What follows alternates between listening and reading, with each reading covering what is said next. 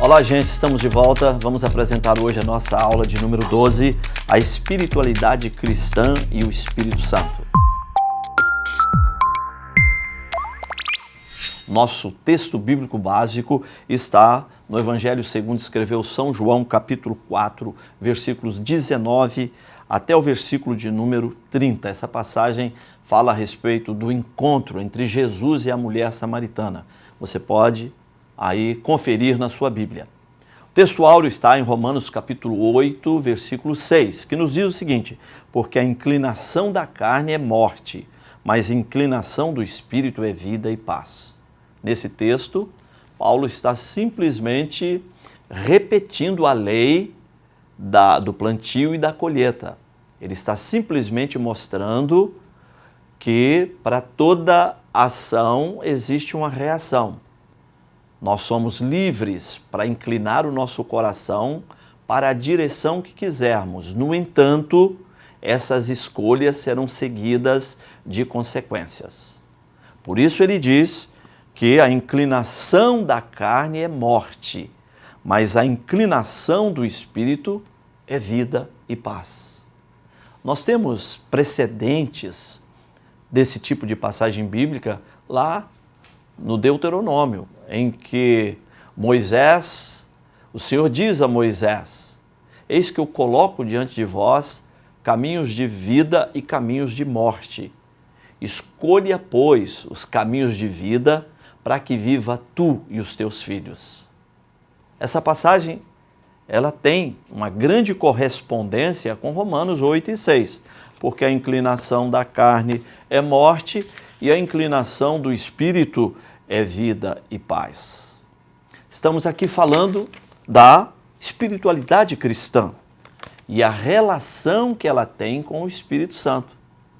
Não é possível haver espiritualidade verdadeira alienado da operação do Espírito Santo.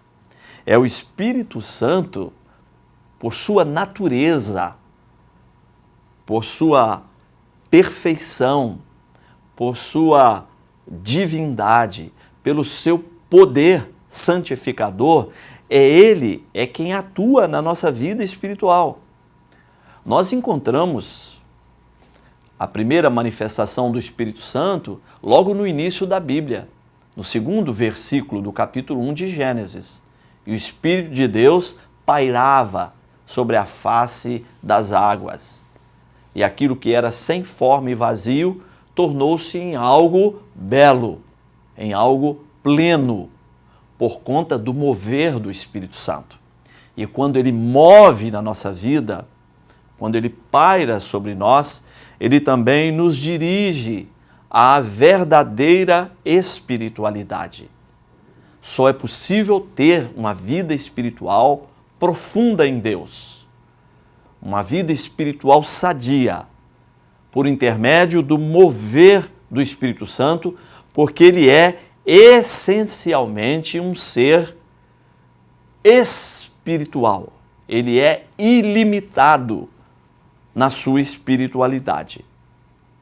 A natureza do Espírito Santo já aponta para este fato.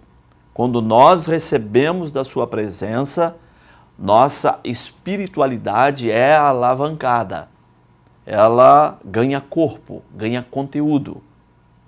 Logicamente que a espiritualidade do Criador, a espiritualidade do Espírito Santo extrapola de uma maneira incomparável a nossa própria espiritualidade. O ser humano foi criado para ter comunhão com Deus. A humanidade foi criada para ter comunhão com o Espírito Santo. O homem foi feito com um distintivo. Ele foi feito à imagem e semelhança do seu Criador. A imagem e a semelhança do Criador, logicamente, que não tem nenhuma relação com os aspectos físicos, mas sim com aquilo que Deus é essencialmente. E nós só podemos ter comunhão com Ele mediante a operação do Espírito Santo porque fomos feitos à sua imagem e semelhança. Isso significa que nós podemos pelo menos destacar 3 características do Espírito Santo. Por exemplo, personalidade, racionalidade e espiritualidade. Essas 3 características intrínsecas do Espírito Santo, elas também estão na natureza do homem.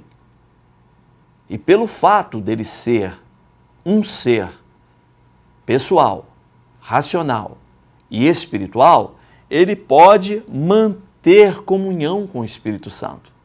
Ele pode se relacionar com o Espírito Santo. E o Espírito do Senhor pode comunicar vida ao homem, pode renová-lo, vivificá-lo, regenerá-lo, ser o guia da sua vida. No nosso texto bíblico básico, nós temos retratada aquela passagem de Jesus com a mulher samaritana. E Jesus ensina aquela mulher sobre a verdadeira adoração. É muito interessante que ela era samaritana, isso causou surpresa aos discípulos, Jesus está falando com ela.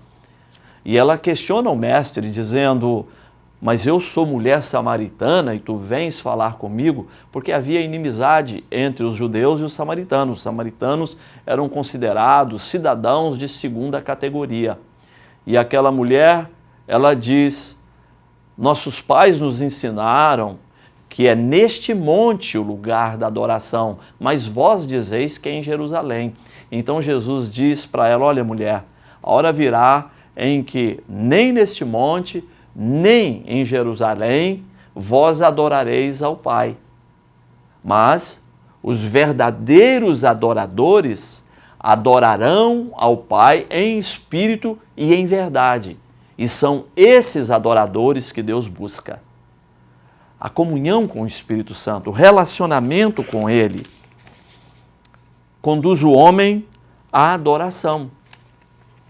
A verdadeira espiritualidade cristã, ela cria no homem um ambiente de adoração ao Criador. É o Espírito Santo, é quem incute na nossa mente, é quem nos convence de que a adoração ao Senhor abre uma via de mão dupla entre nós e Ele. É a adoração que garante a nossa eficiência na oração, na busca da presença de Deus. Porém, Jesus fala com a mulher samaritana a respeito da verdadeira adoração. A adoração está relacionada ao respeito, à reverência, ao temor, à forte admiração e devoção que dirigimos a Deus. A verdadeira adoração é aquele estado de amor, amor intenso ao Criador. O salmista, ele manifestava isso de uma maneira maravilhosa. O salmista era um verdadeiro adorador. E nós precisamos aprender os princípios da adoração, do respeito, da reverência, do temor e do amor intenso dirigido ao Criador. Porque só Ele é digno, só Ele é merecedor de adoração. Só a Deus adorarás e só a Ele prestarás culto. Foi o que Jesus falou no deserto, quando ele era tentado por Satanás. Satanás ofereceu a ele os reinos do mundo, se prostrado o adorasse. E Jesus responde, está escrito, só ao Senhor adorarás e só a Ele prestarás culto. Mas nesse diálogo com a mulher samaritana, nós temos ali o modelo da perfeita adoração. A perfeita adoração parte do reconhecimento de quem Deus é. A verdadeira adoração, ela parte do entendimento de que Deus é merecedor de toda a glória, de toda a honra e de toda exaltação. Mas, ao mesmo tempo, a verdadeira adoração revela-nos o nosso estado absoluto de fragilidade. Quando adoramos a Deus, não é exatamente um sentimento de soberba, de exaltação pessoal e de orgulho que inunda o nosso coração e a nossa alma. Ao contrário, nós temos ali um encontro direto com as nossas limitações, com a nossa pequenez e com as nossas fragilidades. A adoração a Deus precisa estar no nosso cotidiano. Essa adoração a Deus nos levará a um ponto imprescindível, muito importante da nossa caminhada cristã. Nos levará à santificação. Na carta aos Hebreus, capítulo 12, versículo 14, a Bíblia diz: segui a paz com todos e a santificação, sem a qual ninguém verá ao Senhor. A verdadeira espiritualidade conduz à adoração. A adoração conduz à santificação. O estado de santificação é definido pela separação. A separação do verdadeiro crente espiritual deste mundo pecaminoso e perdido. É o não comprometimento com os princípios e valores deste mundo. E a Bíblia fala a respeito dos meios da santificação. Eu vou colocar para você 3 meios, 3 caminhos para a santificação. A palavra de Deus, Jesus disse em João 17:17, santifica-os na verdade, a tua palavra é a verdade. Segundo, a pessoa de Cristo. Essa pessoa sublime, singular, maravilhosa. Ela é um meio para a santificação. Quando nós buscamos a sua presença, nós vamos em direção à santificação. Em terceiro lugar, o sangue de Cristo. O sangue de Cristo nos purifica de todo pecado. O sangue de Cristo é um meio poderoso da santificação. Sem a santificação, ninguém verá o Senhor. As implicações da santificação são 2 coisas, basicamente. Primeiro, separação. Separação dos princípios e valores que estão em rota de colisão com a palavra de Deus e com o caráter de Deus. Em segundo lugar, dedicação ao Senhor. O crente santificado é aquele que está separado dos valores e dos princípios desse mundo e resolveu dedicar-se inteiramente ao Senhor. Estamos chegando ao final dessa aula. Que Deus te abençoe de uma forma especial e poderosa. Até o nosso próximo encontro.